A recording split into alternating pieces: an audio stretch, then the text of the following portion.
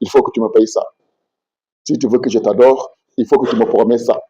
Si tu ne me promets pas ça, je ne vais pas t'adorer. Si tu ne me donnes pas ça, je ne vais pas t'adorer. Il te dit ne fais pas ça, tu dis non, je fais. Laisse ça, tu dis je ne laisse pas. Tu te rebelles devant lui. Lui qui t'a créé à partir du néant. Toute la force que tu as, c'est lui qui t'a donné. Et tu prends cette force-là encore pour l'attaquer. Au lieu de le louer, au lieu de le remercier pour ça. Quelle ingratitude. Hein? Et celui-là, tu l'adores à cause du paradis. Tu l'adores à cause des bradis. Tu ne lui dis pas merci du fait qu'il ne t'a pas créé parmi les animaux.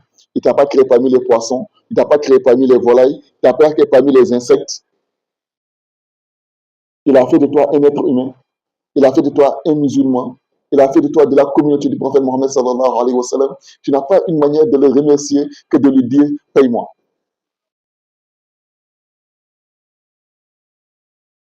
Celui-là, c'est ça qui est son niveau. C'est pour ça, Allah, comme il est miséricordieux, il dit oui, maintenant si tu me pries, je vais te donner le paradis. Si tu ne fais pas ça, je vais te préserver de l'enfer. C'est comme tu mets ton enfant à l'école, tu payes ses habits, tu le nourris, tu le loges, tu le fais tout, tu l'amènes à l'école finie, il étudie et tu lui dis si tu as bien travaillé à l'école, si tu as une bonne moyenne, je vais acheter un vélo pour toi.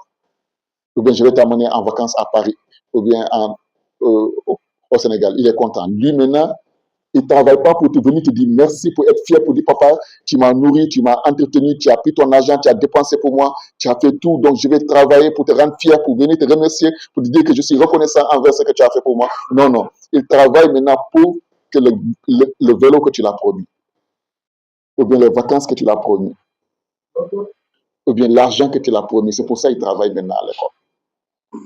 Si tu ne le promets rien, il est découragé, il ne travaille pas à l'école. Or, il oublie, travail qu'il travaille à l'école là, c'est lui-même son intérêt. Toi, le papa là, qui lui prenait vélo pour ça, s'il a travaillé à l'école, ça t'apporte peu. S'il n'a pas travaillé, ça t'apporte peu. Toi, ce que tu gagnes, tu as déjà gagné. C'est lui qui a besoin d'arranger son avenir avec son école. S'il gagne de bonnes notes, il gagne de grands diplômes, celui qui va devenir un grand fonctionnaire, celui qui va devenir éthique, son salaire, quand il va le retrouver, ce n'est pas dans tes comptes, ce n'est pas dans ta poche qu'il va verser. C'est lui qui va acheter sa voiture d'abord, payer sa maison d'abord, se profiter avant de venir te dire papa, tiens ça là. C'est pour son propre bonheur. Mais il attend que toi, tu lui proposes quelque chose. C'est ça que Rabiatul Adawi avait dit à son cher. Mais Hassan al-Basri. Viens trouver Hassan al-Basri en train de lire le Coran. Allah dit, si vous faites ça, il va vous donner le paradis. Il y a des Urul Aini, il y a des viandes de volaille, il y a des Kawsar, il y a des fleuves de l'eau, de lait, des maisons en or, des maisons en argent, et tout ça là. Rabiatul Adawi, qui était son élève, a ri. Il dit que, mais Allah est en train de parler aux enfants. Son maître Hassan Basri lui dit, mais toi, moi je parle du sérieux, je parle de la parole d'Allah. Je suis là commenté, fait tafsir du Coran, et tout le monde me prend au sérieux. Toi, tu me dis qu'Allah est en train de parler aux enfants. Donc moi, je suis un enfant. Il dit non, je parle de la maturité spirituelle. Ceux qui sont des enfants dans la spiritualité, pas en âge. Mais ceux donc qui n'ont pas encore atteint la maturité spirituelle. C'est cela qu'Allah est en train de parler de ça. Mais celui qui a déjà eu la maturité spirituelle n'a pas besoin qu'Allah lui promet le paradis, une belle vie pour qu'il adore Allah. Il va adorer Allah même si Dieu va le mettre en enfer. Lui, son devoir avec Allah, il sait que lui doit adorer Allah. Qu'Allah lui donne le paradis ou pas, lui, il s'en fout de ça. Il adore Allah rien par sa grandeur et sa majesté. Hassan al-Basri le dit, mais toi, tu vas me montrer que tu es arrivé quelque part en Dieu. Attends, je vais te montrer moi mon station. Là où je suis arrivé, tu n'es pas arrivé là-bas. Hassan al-Basri prend son tapis, jette dans l'eau et s'arrête dessus. Il dit que si tu as un pouvoir aussi en Dieu, viens me trouver ici. Et Rabiatul Adawi prend, elle, son tapis, c'est une femme, elle jette au ciel, le tapis s'étend là-bas, elle saute, elle s'arrête sur le tapis à l'air. Il dit que le maître, l'eau là, ça bouge. Il y a un peu de truc là-bas. Viens ici, là, c'est plus calme. Ici, là, il n'y a rien qui nous dérange ici. Le maître a vu qu'il ne peut pas aller là-bas. Il a dit, Rabbi, depuis quand tu es arrivé à cette station-là? Rabbi lui dit, ça, c'est pas important. Cette station-là, c'est pas important. Et dit que l'eau dans laquelle tu es là-bas, là, tu es en train de penser que c'est ça qui était. Les poissons sont là-bas. Ils sont plus forts que nous dans l'eau. Donc c'est pas ça, être rapproché de Dieu. Si c'était ça, les poissons sont plus rapprochés de Dieu, non, parce qu'ils maîtrisent l'eau plus que toi et moi. Moi, ici, là où je suis, là, les oiseaux maîtrisent ici plus que moi. Ce que les oiseaux peuvent faire ici, là, moi, je ne peux pas le faire. Donc, l'importance, c'est pas d'être le ciel. Si c'est ça, c'est que les oiseaux sont mieux que nous. Il dit, je t'invite dans un hadara où il n'y a ni haut, ni bas, ni ciel, ni terre, ni poisson, ni oiseau. Quand on arrive dans cette hadara-là, celui qui est devant là-bas, ça c'est Hadrat al-Kursi, celui qui est devant là-bas, c'est celui-là qui est le premier. Inda akakum, inda Allahi, la course c'est là-bas. C'est pas le fait de faire des miracles. Et là, Hassan al-Basri a dit, ah, Arabia, c'est moi qui t'ai enseigné, c'est moi qui t'ai éduqué, mais je reconnais qu'aujourd'hui tu m'as dépassé. Aide-moi à arriver là où tu es arrivé en Dieu. Avec beaucoup d'humilité. C'est ça les hommes de Dieu. Ils sont humbles, ils ne sont pas orgueilleux. Une femme est celle que tu as. Et Rabbi Adaï, toute personne qui connaissait son histoire, elle était dans les boîtes de nuit, elle dansait, elle faisait tout. Mais du moins qu'elle est dévouée, engagée dans la hadra d'Allah subhanahu wa ta'ala, elle a dépassé des hommes comme Hassan al-Basri, qui était son maître. Ça, la hadra d'Allah, la wilaya, la nubuwa, on est avec. Mais la wilaya, c'est la course. C'est la dévotion. Toute personne qui est dévouée, qui est sincère, tu avances. Cette porte-là, Dieu l'a ouverte à tout le monde. Parce que tu sois homme, que tu sois femme, que tu sois jeune, que tu sois vieux, ce que Dieu a besoin de toi, c'est ta dévotion.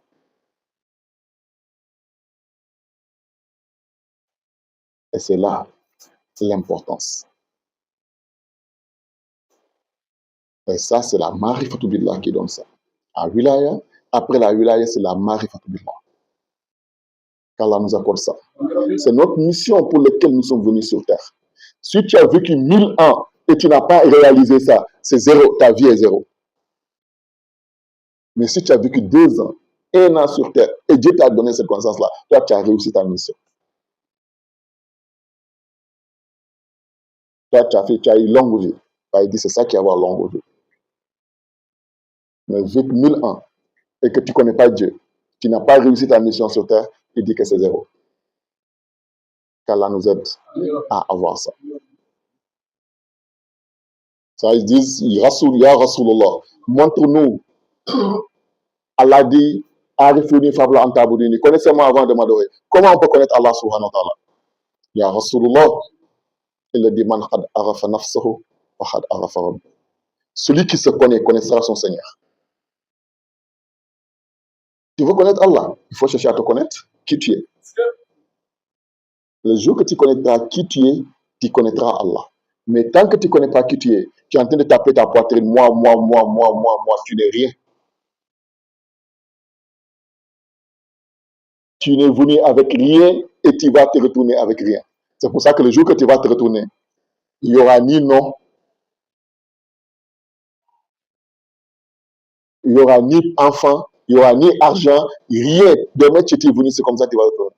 Au moment que tu es venu, tu n'avais pas de nom. On disait quoi? Le bébé. Le bébé veut dire quoi? Cadavre vivant. Le jour que tu vas te retourner, est-ce qu'on va dire? Est-ce que tu auras un nom encore? Si tu t'appelais Moussa, Madou, on va plus dire Moussa, on va plus dire Madou. Qu'est-ce qu'on va dire? On va pas dire Fatouma, on va pas dire Aïcha. Qu'est-ce qu'on va dire? Amener le corps. Laver le corps. Prier le corps. Enterrer le corps. On ne dit plus président, on ne dit plus imam, on ne dit plus chef, on ne dit plus non. Parce que tu n'étais pas venu avec ça. Tu étais venu en tant qu'un cadavre vivant, tu te retournes en tant qu'un cadavre mort. Donc, si tu sais qui tu étais au moment que tu venais et qui tu es au moment que tu te retournes, tu vas connaître qui tu es. Mais si les hijabs sont venus, les voiles sont venus, papa, maman, enfant, cheikh, oustaz, imam, président, voile, hijab, ivoirien, sénégalais, peul, haoussa, jarma, tout ça c'est des hijabs. Tu laisses tous ces hijabs-là t'envelopper, tu meurs dans ces hijabs-là. Ah, tu as vécu dans ces hijabs et tu vas te retourner avec les hijabs. Pour ça, Allah dit les aveugles de ce bas monde, ils seront les aveugles du monde de l'au-delà. Ce sont ces hijabs-là qui sont entre toi et ton Seigneur. Et ces hijabs-là ne seront jamais quittés tant que tu n'as pas un cheikh Mourabbi, un cheikh Kamil, tel que le Sayyidina Muhammad sallallahu alayhi wa sallam et Sayyidina Ali karamallahu wajhahu. Sayyidina Ali vient voir Rasulillahi sallallahu alayhi wa sallam et dit montre-moi la voie qui mène à Allah subhanahu wa ta'ala. Rasul dit ferme la porte, il ferme la porte, il dit assieds-toi, il s'assoit, il dit ferme les yeux et donne-moi la main. Ferme les yeux, donne la main à Rasulillahi sallallahu alayhi wa sallam. Rasul dit je vais dire la ilaha illallah 3 fois, après tu répètes. Rasul dit la ilaha illallah, la ilaha illallah, la ilaha illallah. Il dit répète. Il dit la ilaha illallah, la ilaha illallah, la ilaha illallah. Rasul dit tu as vu quoi? Il dit je n'ai rien vu. Rasul veut lui montrer qu'il y a la ilaha illallah et il y a la ilaha illallah. Rasul dit maintenant je vais fermer les yeux et je vais répéter la ilaha illallah 3 fois et donne-moi ta main. Il donne la main. Rasul dit la ilaha illallah 3 fois et ouvre les yeux et le dit maintenant dis la ilaha illallah 3 fois, mais sois sincère et véridique dans ce que tu dis. Voici la sincérité et la véracité.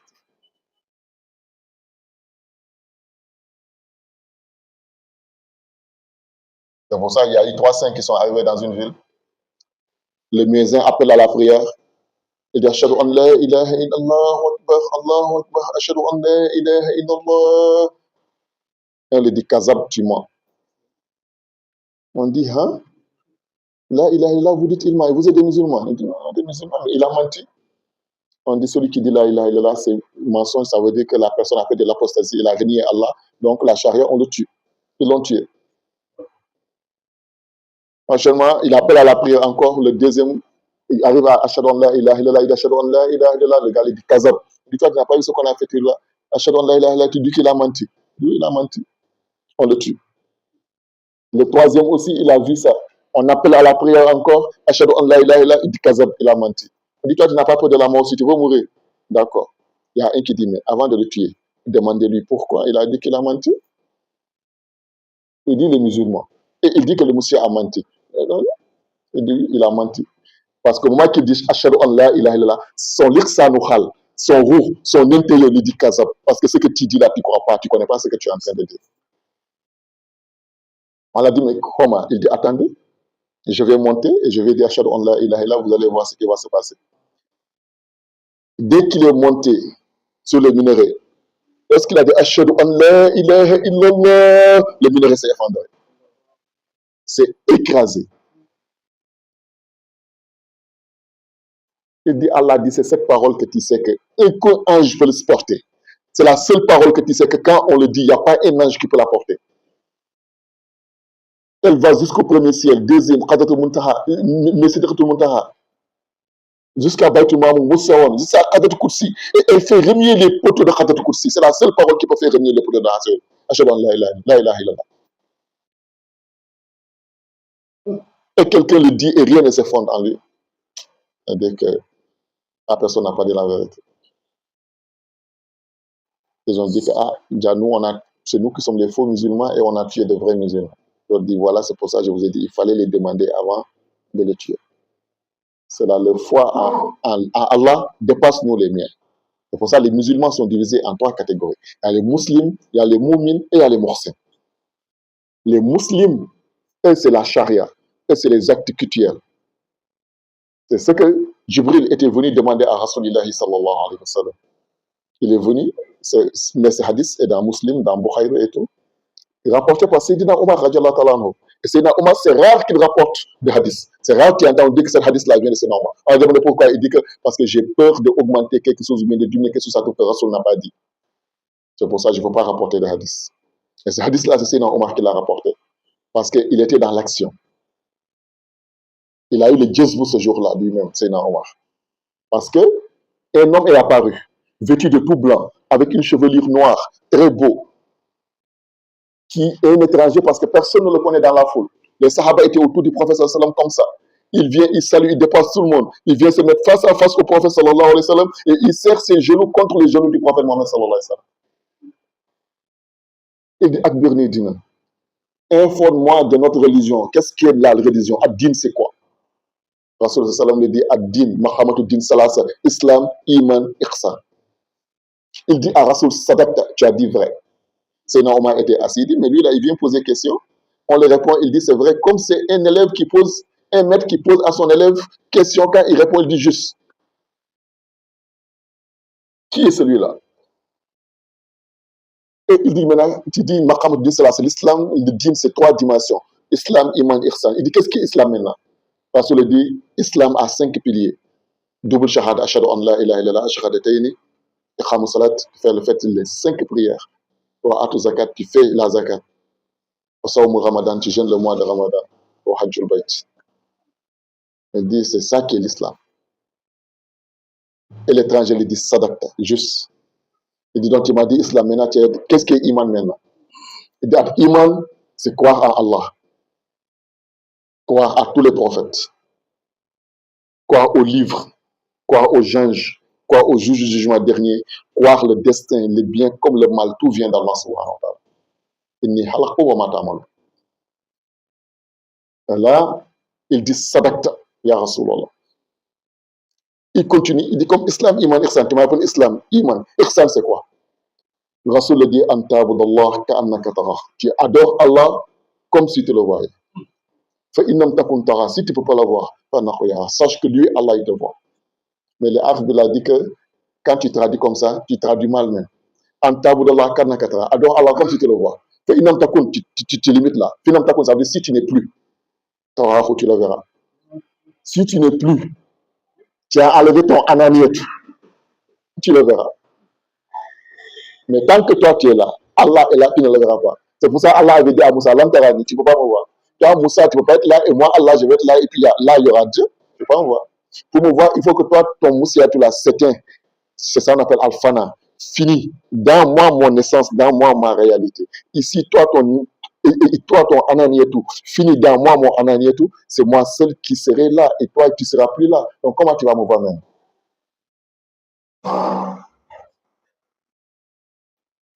Si une goutte d'eau veut dire à l'océan, moi, je veux te connaître. L'océan le dit, toi, le goutte d'eau là, tu viens de moi.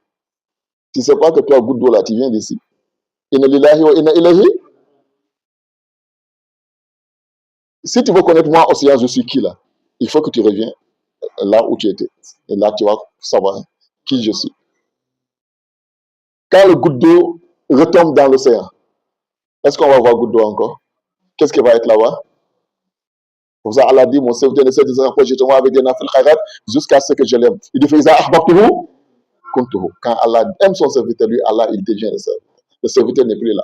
C'est Allah qui est là. Allah dit, je deviens sa vue, je deviens son œil, je deviens ses pieds, je deviens sa main. Quand il me demande, je lui donne. Et quand il se réfugie, je le protège.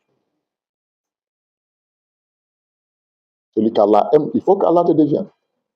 Et Allah ne peut pas te devenir tant que tu n'es pas anéanti en lui. Quand Allah t'aime, il t'anéantit en lui. Et là, il n'y aura plus de. Et là, il dit, Antabudallah ka'annaka tarahu. Si tu n'es plus, tarahu, tu le verras. Et Jibril, et l'étranger lui dit, Sadaqta ya Rasulallah. Elle lui dit maintenant, quand est-ce le jour du jugement dernier? Rasoul lui dit, celui qui pose la question et celui à qui on pose la question, personne n'est plus informé que l'autre. Il dit donc, donne-moi quelques signes. Rasoul lui donne quelques signes des fins des temps. Il dit, fais la doigt. Rasoul fait la doigt, il se lève et il sort. Il sort. Rasoul dit à Séna Omar, il faut aller m'appeler l'étranger qui vient de sortir. Séna Omar sort, il ne voit plus quelqu'un. Et il n'y a pas là où on peut tourner. Il revient, il dit, c'est étonnant. C'est comme il a disparu dans l'atmosphère, parce que je ne le vois pas. Parce qu'ici, là, il n'y a pas où tourner. Rasoul dit, est-ce que vous connaissez celui qui était là? Il dit, c'est Allah et son prophète qui connaissent mieux. Et Rasoul dit que c'est Jibril alayhi wa sallam qui était venu vous enseigner votre dîme. On peut poser des questions, pas pour demander, mais pour enseigner. C'est Jibril alayhi wa sallam qui était venu vous enseigner votre dîme. Pour faire savoir, le dîme, c'est Islam, Iman, Ihsan. Qu'est-ce qu'est Islam, qu'est-ce qu'est Iman et qu'est-ce qu'est Ihsan? Maqamatul din salah, c'est le musulman doit chercher à atteindre ces 3 dimensions. Islam, Iman, Ihsan. Qui est musulman, mu'min et muhsin. Muslim, c'est l'islam, c'est les 5 piliers. Ça, c'est le corps seulement qui fait, c'est les actes culturels. Double attestation de foi, c'est la langue. Prier, c'est le corps. Jeûner, c'est le corps. Zakat, c'est le corps. Pèlerinage à la Mecque, c'est le corps. Si c'était ça seulement, Allah n'allait pas dire Ya hayyulazina amanu. Amen. Bon, vous qui croyez, recroyez encore. Parce que là, il y a Makamatul Iman. Makamatul Iman, c'est combien? 6. Croire en Dieu, à son prophète, croire aux anges, croire au jour du jugement dernier, croire au destin, le bien, comme le mal, et croire au livre. L'islam, on a dit les 5 là, c'est le corps qui le fait. Les 6 de Iman là, c'est quoi qui le fait? C'est le cœur. À tous les 6 piliers de Iman, c'est quoi? C'est croire. Qu'est-ce qui croit? C'est le cœur. C'est là Iman se trouve. C'est dans le cœur. Et le dernier, Antabudallah Kanaka, qu'est-ce qui fait ça? Qu'est-ce qui voit Allah? Qu'est-ce qui voit Allah en nous? Ce qui croit en nous, c'est le cœur. Ce qui adore, ce qui fait les actes culturels, c'est le corps. Maintenant, ce qui voit Allah, Antabudallah Kanaka, c'est quoi? Qu'est-ce qui avait signé le pacte avec Allah? C'est Alamul Arwah, c'est le monde des roues. En ce moment, on n'avait pas de corps. C'est les esprits. Qu'est-ce qui retourne à Allah? Est-ce que c'est le corps? Le corps retourne dans la terre. Qu'est-ce qui retourne à Allah? Inna lillahi wa inna ilayhi rajiun. Parce que l'esprit vient de là-bas. Il vient d'Allah. Parce que l'esprit vient de l'esprit du prophète Mohammed sallallahu alayhi wa sallam, qui est la Haqqat Muhammadiyya. Et la Haqqat Muhammadiyya vient de la lumière d'Allah subhanahu wa ta'ala. Donc c'est ça qui retourne à Allah subhanahu wa ta'ala. C'est ça qui voit Allah subhanahu wa ta'ala. Mais ça, il faut qu'il retourne à sa source. Tant qu'il ne se retourne pas à sa source, tant qu'il ne se fusionne pas à sa source, il ne va jamais découvrir sa véritable réalité. Il ne verra jamais, il n'entendra point, il pense qu'il voit, il entend, or qu'ils sont sourds, muets, aveugles. C'est ce qu'Allah dit, Summun, Mukmun, Bukmun, Umuyun, Fahum, la, la, la.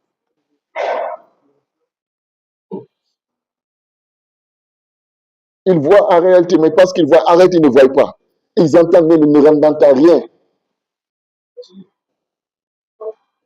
Ils sont sourds, ils sont aveugles. Mais ils voient quand même. Mais Dieu dit qu'ils sont sourds. Ils sont aveugles. Dans le Coran, quand on fait le tafsir, ce sont les mécréants. Mais comme j'ai dit, le shirk a des niveaux. Chacun est mécréant à son niveau. C'est pour ça Allah dit qu'il peut pardonner tous les péchés, mais sauf le shirk billah.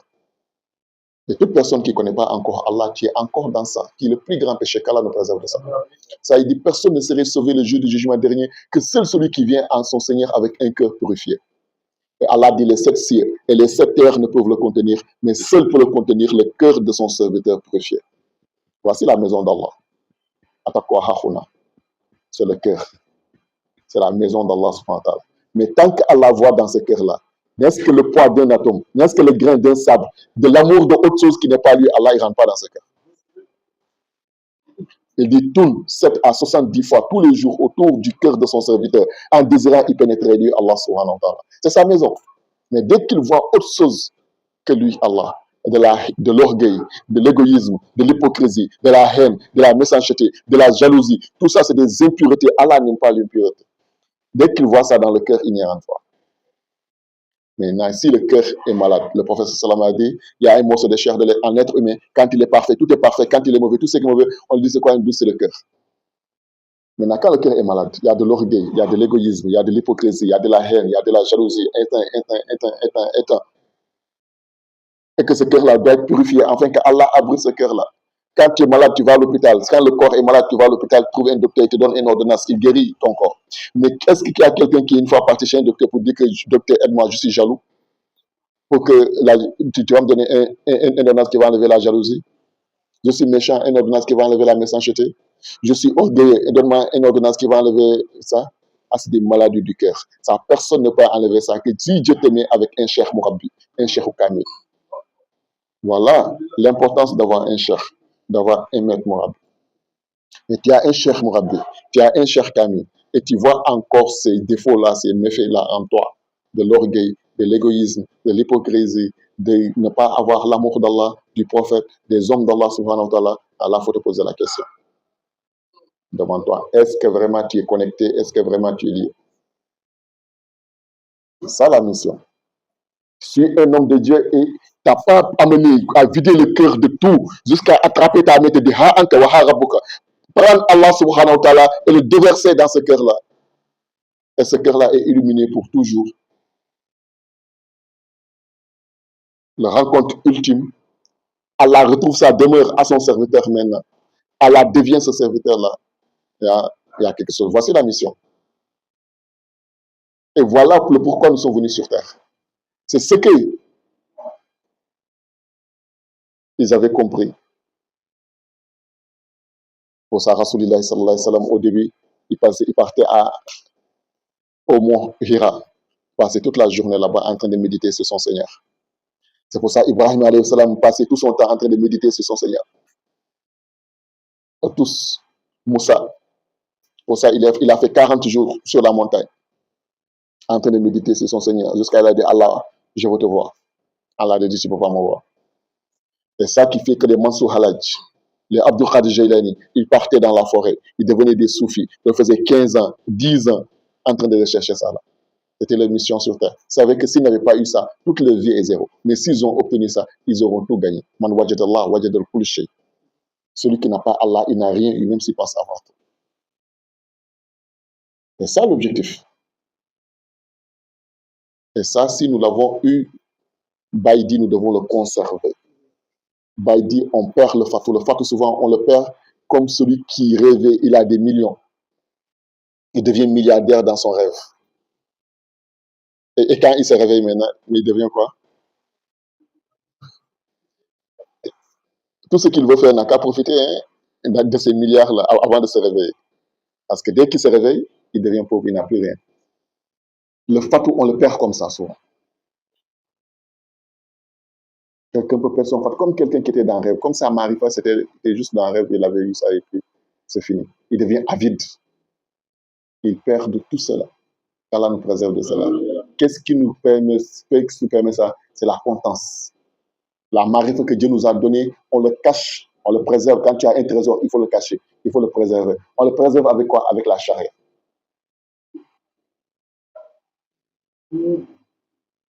Tu œuvres la charia, tu pratiques la charia. Ce que Dieu dit, tu fais. Prier, tu pries. Jeûner, tu jeûnes. Tu fais comme tu connais rien dans la haqiqa. Tu prends ça pour préserver ta connaissance, ta marifa, le secret que Dieu a fait descendre encore. Qui connaît Allah que Rasulullah sallallahu alayhi wa sallam? Mais qui adorait Allah plus que Rasul sallallahu alayhi wa sallam? Qui craignait Allah plus que Rasulullah sallallahu alayhi wa sallam? Qui connaît Allah après Rasulullah sallallahu alayhi wa sallam que Cheikh Ahmad Tijani? Qui adorait Allah que Cheikh Ahmad Tijani? Qui craignait Allah que Cheikh Ahmad Tijani? Qui connaît Allah mieux après Cheikh Ahmad Tijani que Maulana Cheikh Ibrahim Niass radiyallahu anhu? Qui adorait Allah mieux que Cheikh Ibrahim? Jusqu'à dans son lit d'hôpital, dans ses derniers jours, il est en train de faire son lazim. On lui donne l'eau pour boire son médicament, il ne boit pas, il ne bouge pas. Après, Imam Hassan se demande pourquoi il dit j'étais en train de faire mon lazim. C'est pour ça que je n'ai pas répondu. Celui qui n'a pas laissé de lazim, c'est que celui-là, mais ce n'est pas la prière, il va laisser. Et sur son lit de mort. Maintenant, toi, tu es qui maintenant? Tu dis que comme je connais Dieu, je fais ce que je veux. C'est parce que tu ne connais pas Dieu. Tu ne connais pas Dieu. Je connais Dieu et je n'ai pas peur de lui, c'est faux. Celui qui connaît Dieu, il va le craindre, il va l'aimer. Il ne va plus l'égaler à quoi que ce soit.